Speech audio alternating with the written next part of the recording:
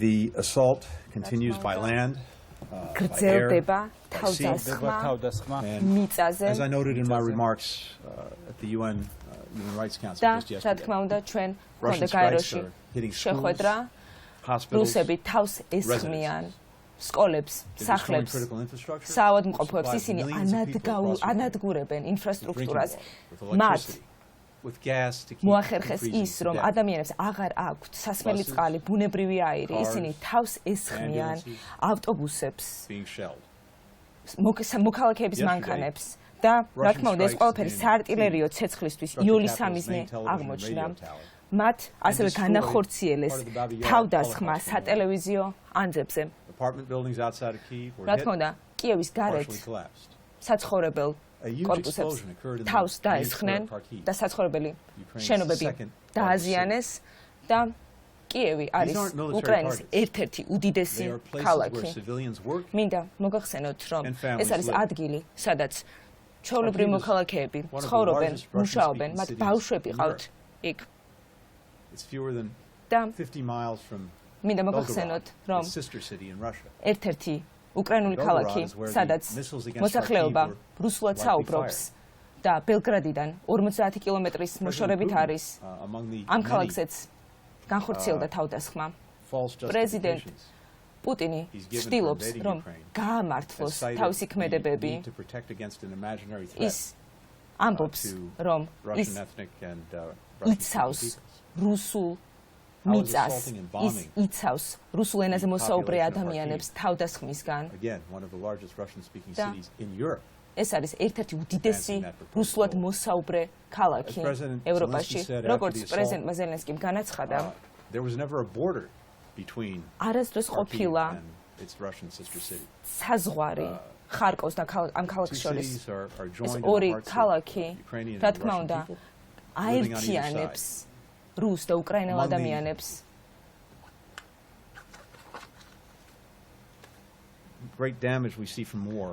ჩვენ ძალიან დიდი რაოდენობით მსხვერპლის მოწმე გავხდით.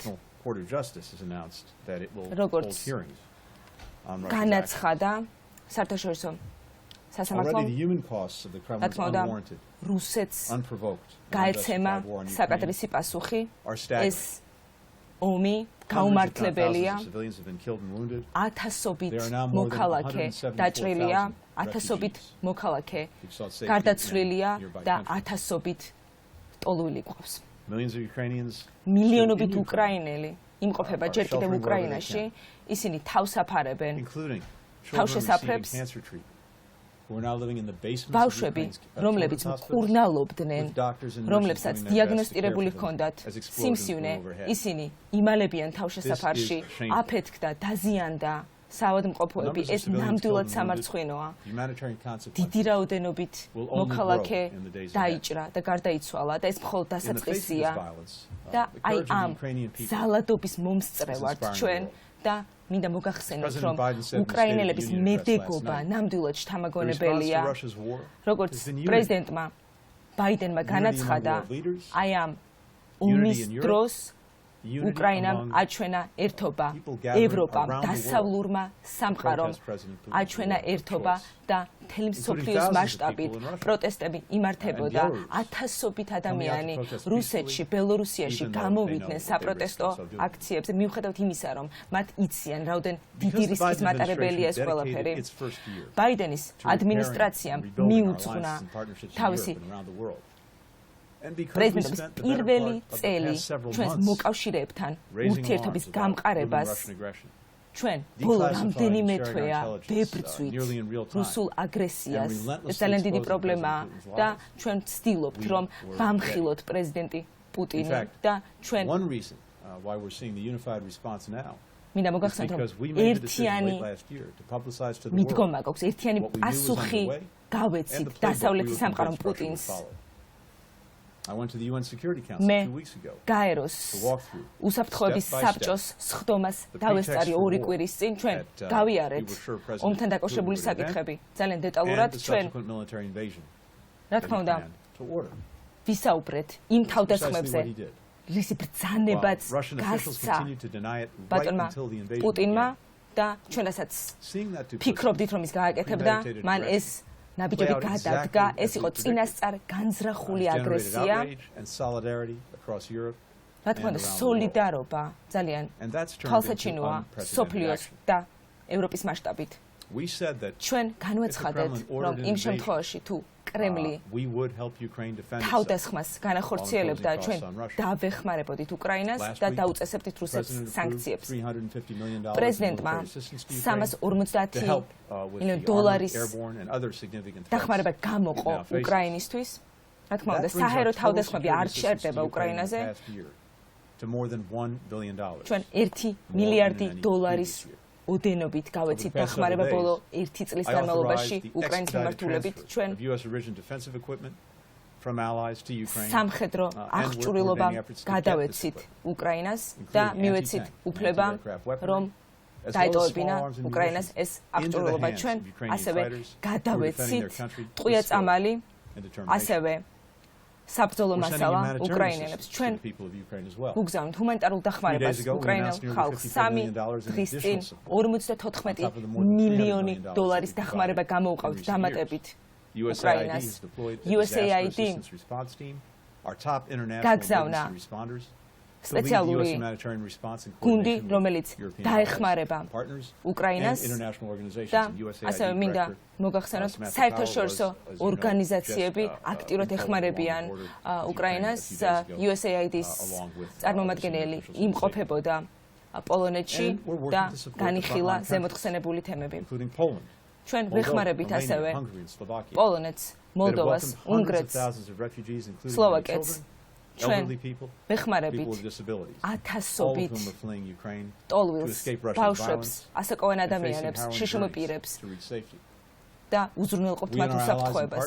ჩვენ და ჩვენი მოკავშირეები მუშაობთ ძალიან აქტიურად იმისთვის, რომ უზრუნველყოთ ამ ადამიანების უსაფრთხოება და მივაწოდოთ მათ საჭირო დახმარება. ამავდროულად ჩვენ აუცილებლად ვამხელთ რუსეთს და ასევე დარტყმას მივაყენებთ რუსულ ეკონომიკას. მე აღვნიშნე დეკემბერში, რომ რუსეთს მოუწევდა პასუხი ეგო თავის ქმედებებზე.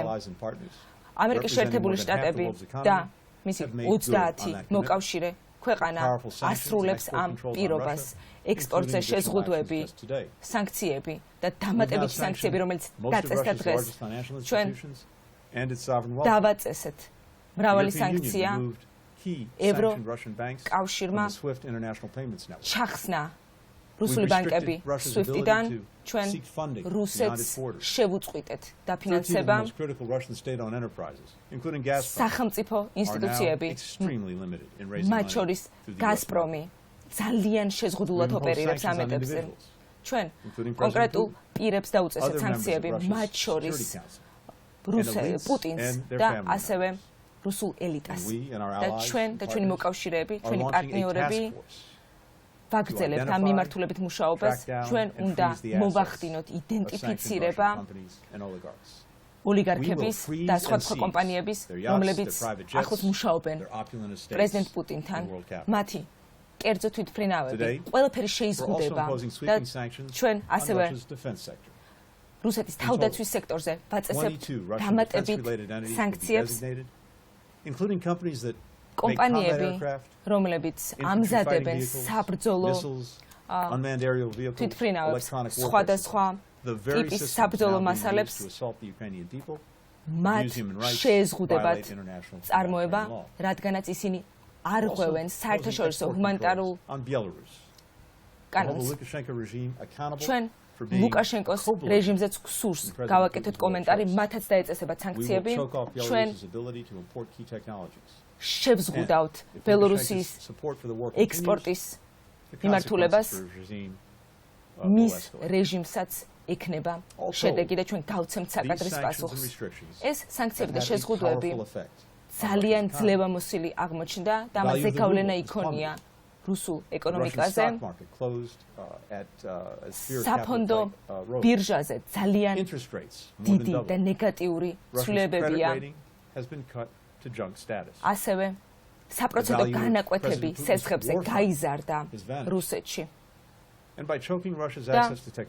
ჩვენ შევუზღუდეთ რუსეთს ხელმისაწვდომობა თანამედროვე ტექნოლოგიებზე. შესაბამისად დაზარალდა არა მხოლოდ ეკონომიკა, არამედ მთელი ქვეყანა.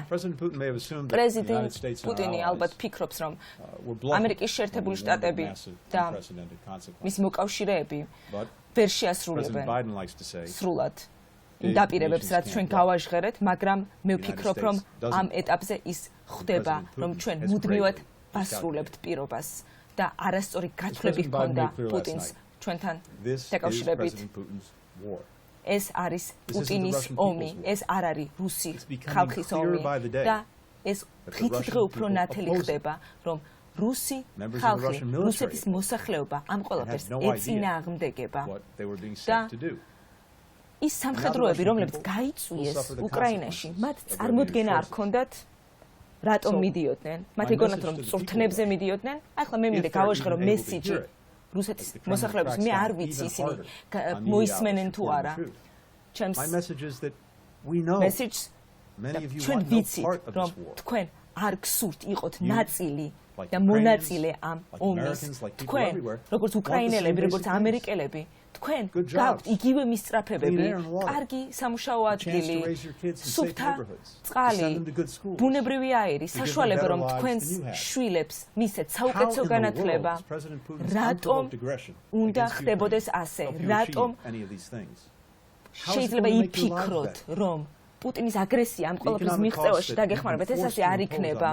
ჩვენ ძულებულნი ვართ, რომ დაუწესოთ რუსეთს სანქციები. ეს სანქციები არ არის მიმართული თქვენსკენ, ეს სანქციები მიმართულია იმისკენ, რომ პუტინმა შეაჩეროს ეს აგრესია. მნიშვნელოვანია, რომ მთელი სოფლიო გაერთიანდეს პუტინის წინააღმდეგ, პუტინის აგრესიის წინააღმდეგ და თქვენც უნდა მოითხოვოთ, რომ ეს აგრესია დასრულდეს. პრეზიდენტ პუტინს სურს, რომ წარმოაჩინოს თავი ლიდერად და ლიდერი იქნება მაშინ, თუ რუს სერჟანტებს და სამხედროებს მისცემს საშუალებას, რომ სახლში დაბრუნდნენ. ჩვენ ტოვებთ კარს ღიას. ჩვენ მზად ვართ დიპლომატიური მოლაპარაკებებისთვის. ძალიან რთულია ეს ყველაფერი. სამხედრო დეესკალაციის გარეშე ეს ვერ მოხდება. ვერ მივახწევთ შეთანხმებას, როდესაც სამხედრო მოქმედებები მიმდინარეობს უწყვეტი. იმ შემთხვევაში, თუ რუსეთი გადაწყვეტს, რომ დიპლომატიურ გზაზე წავიდეს, ჩვენ მზადყოფნას გამოვხატავთ.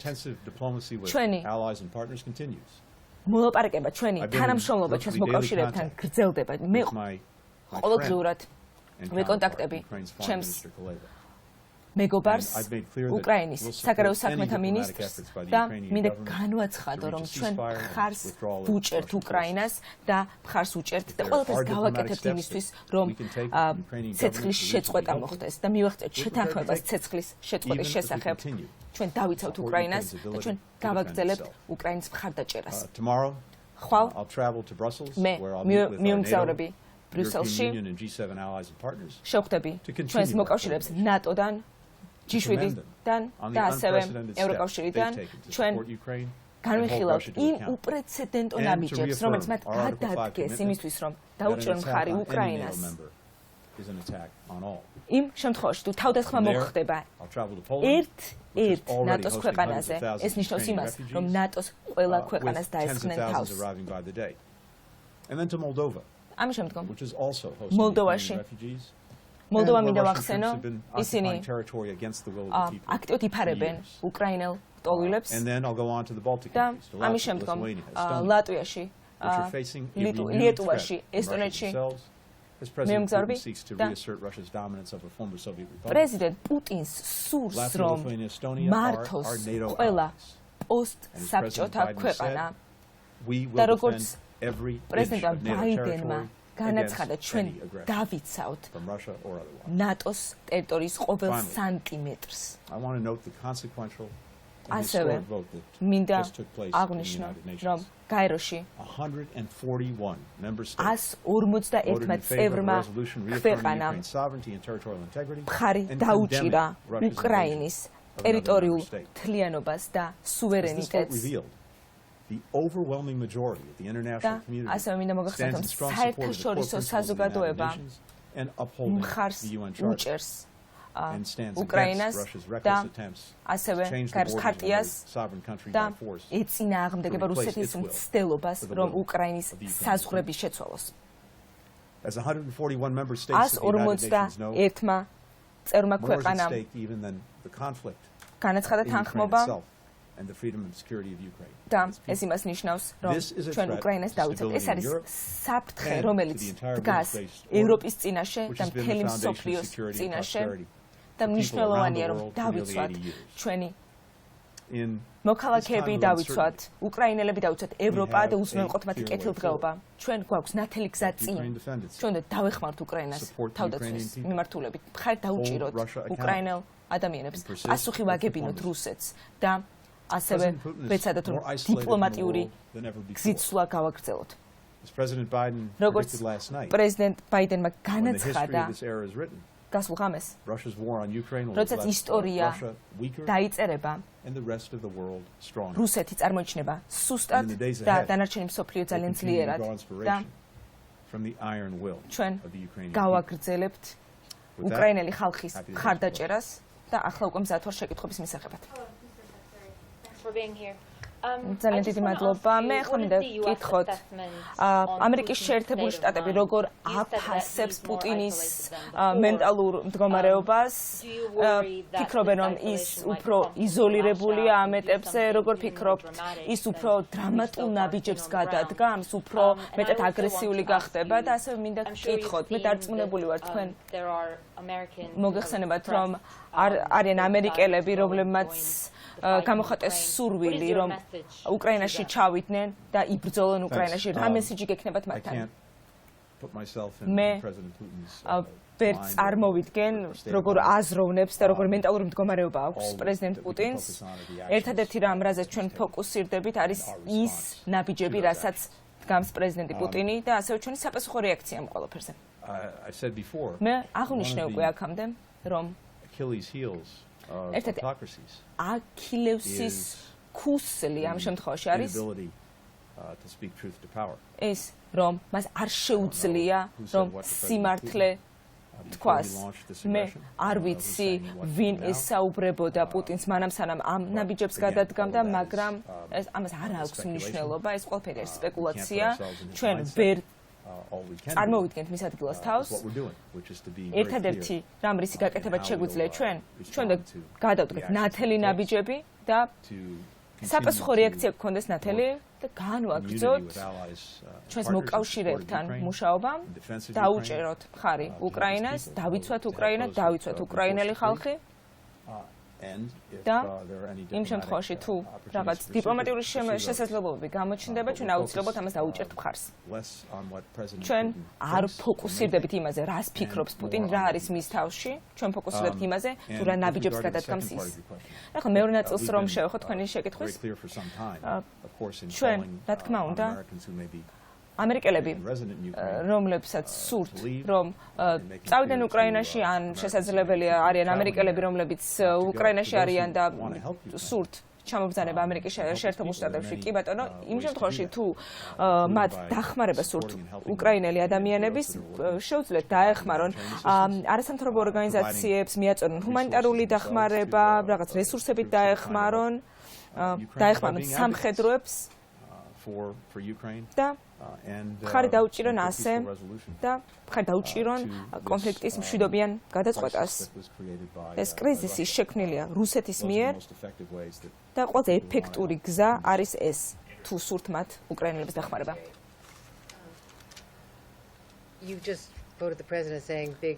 თქვენ ახსენეთ, რომ დიდი ქვეყნები არასდროს იტყუებიან. თქვენ როგორ ფიქრობთ, პუტინი იტყუება თუ არა, როდესაც მან განაცხადა, რომ თავისი ბირთვული იარაღი მზადყოფნაში მოიყვანა, საბრძოლო მზადყოფნაში მოიყვანა. ჩვენ რაღაც უფრო კიბერთავდასხმები არ განხორციელებულა უკრაინის წინააღმდეგ, ნატოს ქვეყნების წინააღმდეგ, ჩვენს წინააღმდეგ, როგორ ფიქრობთ? ეს კანონმდებლობა, რომელიც დამტკიცდა, ეს ამან გამოიწვია ეს, რომ თავდასხმა არ განხორციელებულა, კიბერთავდასხმაზე მაქვს საუბარი.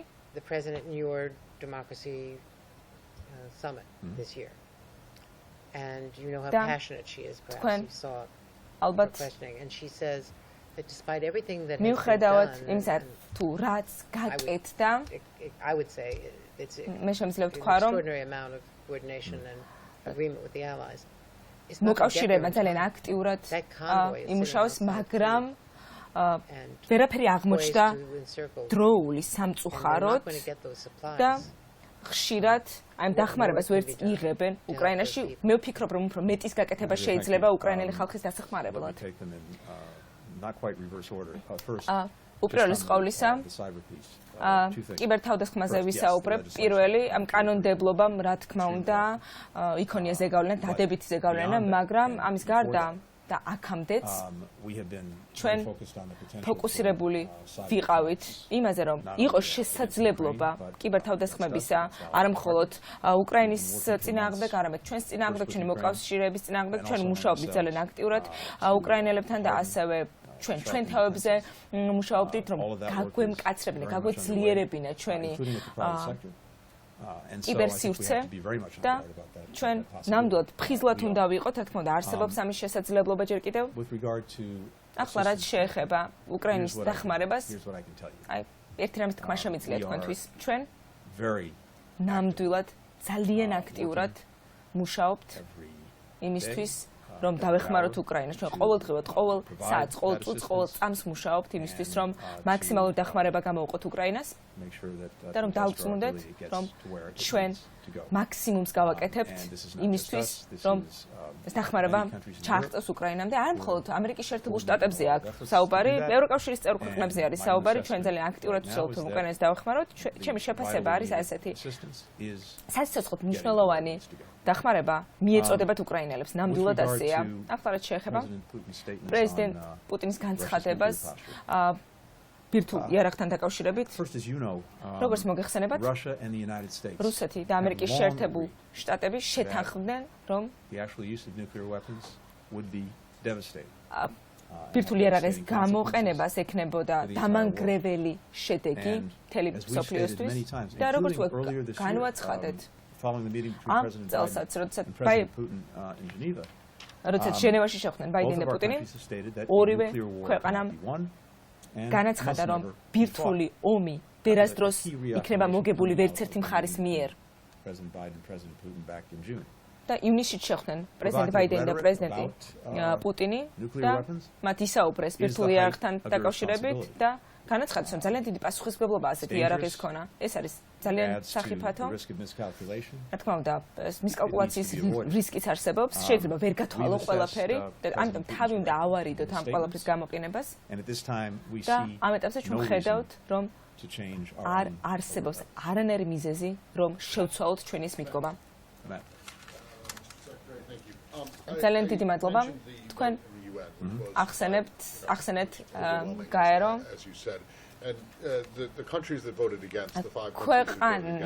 ქვეყნები, რომლებაც მხარი არ დაუჭირეს ამ წინადადებას, აი მაინტერესებს ლათინურ ამერიკაზე, კუბაზე, ნიკარაგუაზე, ვენესუელაზე რა შეგიძლიათ განაცხადოთ. ეს არის ის ქვეყნები, რომლებმაც ნამდვილად გამოცადეს დიდი ქვეყნების ჩარევა თავიანთ შიდა პოლიტიკაში, რაც განაცხადეთ ამაზე და ახლა მინდა კითხოთ დიპლომატიურ მიდგომებზე, როცა თქვენ ახსენეთ, რომ კარი ღიაა დიპლომატიისთვის,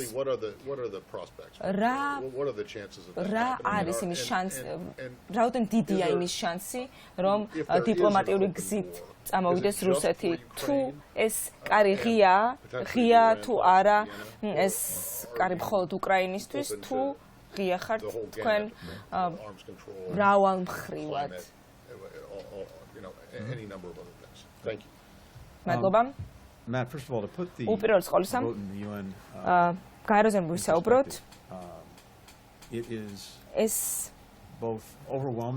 ნამდვილად ამაღელვებელი და ისტორიული მოვლენა. ახლა დავუბრუნდეთ 2014 წელს, როდესაც გენერალურმა ასამბლეამ ისაუბრა აგრესიაზე რუსეთის მხრიდან უკრაინის მიმართ და იქ ხმის მიცემა განხორციელდა, რა თქმა უნდა, ძალიან ბევრმა ქვეყანამ დაგუჭირა მხარი და ასე 120-მა ქვეყანამ დაუჭირა რეზოლუციას მხარი მათ დაგმეს რუსეთის ქმედებები და დღეს 151 ხმა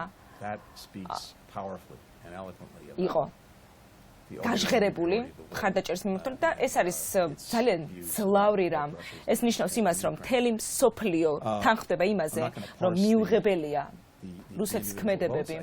მე არ ჩამოვთვლი თითოეულ ხმას და მე ვფიქრობ, რომ ზოგ შემთხვევაში აი ერთი ხმის მიცემა ბევრად უფრო მეტ ინფორმაციას გვაწვდის და ბევრად უფრო მეტად აჟღერებს ქვეყნის დამოკიდებულებას ვიდრე სხვა რამ. და ახლა რო ვისაუბროთ იმ ქვეყნებზე, რომლებმაც არ დაუჭირეს მხარი, ბელორუსია, სირია, რუსეთი და სხვანი. ეს ყველაფერი მოწმობს იმას, რომ არავის არ უნდა მათ კლუბში ყოფნა, არავის არ უნდა მათ გვერდზე ყოფნა. და ბოლო შეკითხვა გამომჩა, როგორც უკვე აღნიშნე, რამდენიმე წუთის წინ უკრაინის მიმართულებით ჩვენ, რა თქმა უნდა, ღია ვართ მაქსიმალურად, მაგრამ აი დიპლომატიის გზა ამ ეტაპზე არ გვესახება, რადგანაც დეესკალაციას ადგილი არ აქვს. ბომბები ვარდება ყოველდღიურად, ჭურვები ფეთქდება უკრაინაში და იმ შემთხვევაში თუ არ მოხდა ცეცხლის შეწყვეტა, დიპლომატიაზე საუბარი არ არის.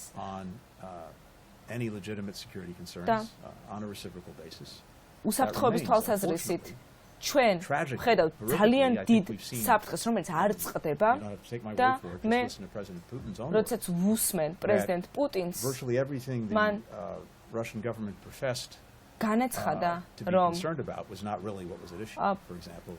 როდესაც განაცხადა, რომ რაღაც საფრთხეს წარმოადგენდა უკრაინა-რუსეთისთვის, ეს არის ტყუილი და ახლა მის რუსეთს ნაბიჯები ამ ყველაფერს ნათლად წარმოგვიჩენს, რომ ეს არის მისი პირადი ინტერესი, ეს არის პუტინის პირადი ინტერესი. უკრაინა, რა თქმა უნდა, მათ სურთ, რომ რუსეთმა შეისრუტოს უკრაინა, დაიპყროს უკრაინა, ის არ ფიქრობს, რომ უკრაინა უნდა იყოს დამოუკიდებელი. მას სურს, რომ ააშენოს იმპერია, ასევე თავის მარწუხები უფრო ღრმად ჩაავლოს პოსტსაბჭოთა ქვეყნებს და რა თქმა უნდა ეს პრობლემა ძალიან ბევრია. ჩვენ არ გვეგონა და არ ვიცით, რომ ამდენად დიდი რაოდენობის პრობლემის წინაშე დავდგებოდი და უკრაინასაც შეეხება უპირველეს ყოვლისა. უკრაინა ფიქრობს, რომ არის გზა, რომელიც დაეხმარება მათ თავისი ინტერესების მიღწევაში და თუ თulis რომ ჩვენ შეგვიძლია რამენად მათი დახმარება, ჩვენ სრულ მზადყოფნას გამოვხატავთ და ჩვენ გულისყურით უსმენთ უკრაინის მთავრობას და ჩვენ მათ მოლაპარაკებები გამართეს რუსეთთან. პირველი რაუნდი ჩატარდა უკვე, შესაძლოა მეორე რაუნდიც გაიმართოს. რუსეთმა თავისი მოთხოვნები წააყენა და რაც ნახეთ ჩვენ, მუდმივად რუსეთი ცდილობს, რომ გააგრძელოს თავისი აგრესიული გზით სვლა და უფრო ფართედ რომ ვისაუბროთ, ჩვენ დავაწესეთ მასიური სანქციები რუსეთის წინააღმდეგ. იმ შემთხვევაში თუ ჩვენ მოვახდენთ იდენტიფიცირებას ისეთი მიმართულებებზე, რაც ჩვენს ინტერესებშიც არის, რომელსაც შეიძლება ჩვენ რაღაც ჩვენი რაღაც ინტერესები დააზიანოს ამ სანქციებმა, ჩვენ მაინც დავაწესებთ სანქციებს რუსეთის წინააღმდეგ. რამდენიმე დღის წინ ევროკავშირმა გადაწყვიტა, რომ უკრაინის საჰაერო სივრცე დაეცვა თვითმფრინავებით. ჩვენ ვიცით, რომ უკრაინის საგარეო საქმეთა მინისტრს შეხვდით ისაუბრეთ ამ თემაზე. Როგორ ფიქრობთ, თქვენი ვიზიტი ევროპაში შეცვლის თუ არა რაიმეს და უკრაინას ექნება თუ არა ხელმისაწვდომობა აი ამ საჰაერო ხომალდებზე? კი ბატონო, მე ვისაუბრე უკრაინის საგარეო მინისტრს, ჩვენ ვისაუბრეთ ძალიან ბევრ თემაზე, ჩვენ ვისაუბრეთ უსაფრთხოების მიმართულებით მხარდაჭერაზე უკრაინის მიმართ და ეს არის უმნიშვნელოვანესი რამ. მე ჩემს ევროპელ მოკავშირეებს ამაზე აუცილებლად ვესაუბრები რამდენიმე დღეში ბრიუსელში და კიდევ ერთხელ შემიძლია მოგახსენოთ, რომ მე უკვე გამარტე რომ როდესაც ჩვენ ვსაუბრობთ სასიცოცხლოდ მნიშვნელოვან სამხედრო დახმარებაზე, რაც უკრაინას სჭირდება, ჩვენ ძალიან აქტიურად ვეხმარებით, ჩვენ უზრუნველყოფთ იმას, რომ ნამდვილად მიწოდებულ იქნას ეს ყველაფერი და რა თქმა უნდა, რამდენიმე დღეში მე შევძლებ, რომ უფრო ღრმა და ყოვლისმომცველი პასუხები გაგცემთ. ძალიან დიდი მადლობა. Როგორ ფიქრობთ, რუსეთის სამიზნე არის თუ არა უდანაშაულო მოქალაქეები? ჩვენ, რა თქმა უნდა, ვიხილეთ, რომ რუსეთის ერთ-ერთი საომარი მეთოდი და გზა არის მაქსიმალურად ბრუტალური მიდგომა და რა თქმა უნდა, მოქალაქეებზე თავდასხმაც და ეს რა თქმა უნდა მოიცავს ადამიანებს, რომლებიც არიან უდანაშაულოები და ისინი არიან ხშირ შემთხვევაში რუსეთის სამიზნე. ჩვენ ამ ყველაფერს ვაკვირდებით, ჩვენ ნამდვილად გვსურს, რომ ნამდვილად პასუხი ვაგებინოთ რუსეთს ამაზე.